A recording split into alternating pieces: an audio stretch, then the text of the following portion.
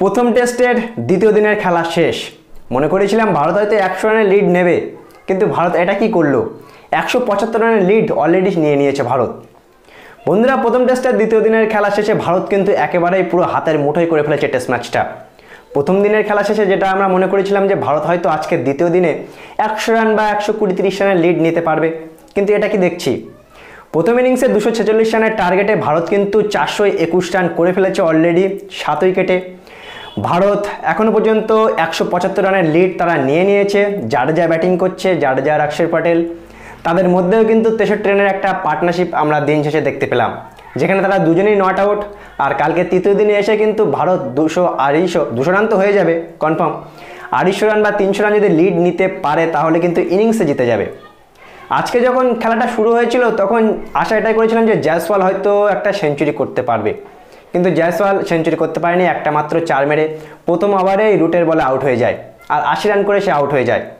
পরবর্তীতে শুভমান গিল, আর কি বলবো বন্ধুরা, শুভমান গিলের কথা, সুন্দর একটা ট্যালেন্টেড খেলোয়াড়, তার ট্যালেন্টকে কীভাবে খারাপ করছে। নাই বললাম শুভমান গিলের কথাটা, সত্যি কথা বলতে প্রায় লাস্ট 10 ইনিংস ধরে শুভমান গিল কিন্তু এখনও একটাও 50 করতে পারেনি, আর আজকেও করতে পারেনি। ওদিকে KL রাহুলও কিন্তু ভালো শুরু করেছিল, মানে অসাধারণ। KL রাহুল যা 6 মারছিল বন্ধুরা, অসাধারণ ভালো একটা পার্টনারশিপ আমরা দেখতে পেলাম ওদিকে KL রাহুল আর শ্রেয়াস আইয়ারের মধ্যে। কিন্তু শ্রেয়াস আইয়ার 35 রান করে আউট হয়ে গেলেও KL রাহুল পরবর্তীতে ইনিংসটা বড় করতে থাকে, আর 86 রানের ইনিংস খেলে সেও কিন্তু সেঞ্চুরি করতে পারেনি, মানে বাজে শট খেলে আউট হয়। যদি ওখানে ওই শট না খেলতো হয়তো সেঞ্চুরি করতে পারতো। দিন শেষে আমরা কি দেখতে পেলাম, KS ভারত আর ওদিকে রবীন্দ্র জাডেজার মধ্যে একটা পার্টনারশিপ হলো, ভারত 41 রান করলো। আর আমরা যেটা সব থেকে মেন ইম্পর্টেন্ট পার্টনারশিপটা আমরা দেখতে পেলাম দিন শেষে, 63 রানের পার্টনারশিপ, অক্ষর প্যাটেল 35 রান করে খেলছে আর জাডেজা 81 রান করে খেলছে। এই দুজনের উপরেই কিন্তু আমরা এটা ভরসা করে আছি যে কালকে হয়তো 300 রান বা মিনিমাম 250 রান টার্গেট দিলে, লিড নিলে, তাহলে কিন্তু ভারত ইনিংসে জিততে পারে এই ম্যাচটা। মানে আজকে 175 রানের লিড, এই কন্ডিশনে ভারত কিন্তু ম্যাচটা আজকেই কবজা করে নিয়েছে। মানে এখান থেকে ভারত যদি জঘন্যের থেকে জঘন্য ক্রিকেট খেলে বন্ধুরা, তাহলে হয়তো হারতে পারে। কিন্তু যে হিসেবে ভারত ব্যাটিংটা করলো আজকে, KL রাহুল, জয়সওয়াল তো কালকে করেছিল, KL রাহুল KS ভারতের মধ্যে একটা পার্টনারশিপ হলো, KL রাহুল আর শ্রেয়াস আইয়ারের মধ্যে একটা পার্টনারশিপ হলো।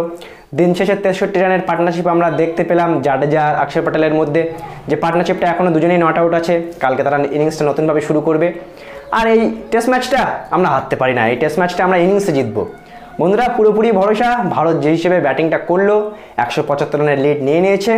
আর সেই কারণেই কিন্তু আমরা যেটা দেখতে পাচ্ছি, টেস্ট ম্যাচটা হয়তো 4র্থ দিনে খেলা গেলেও ভারত কিন্তু কনফার্ম ইনিংসে জিতে যাবে এই ম্যাচটা।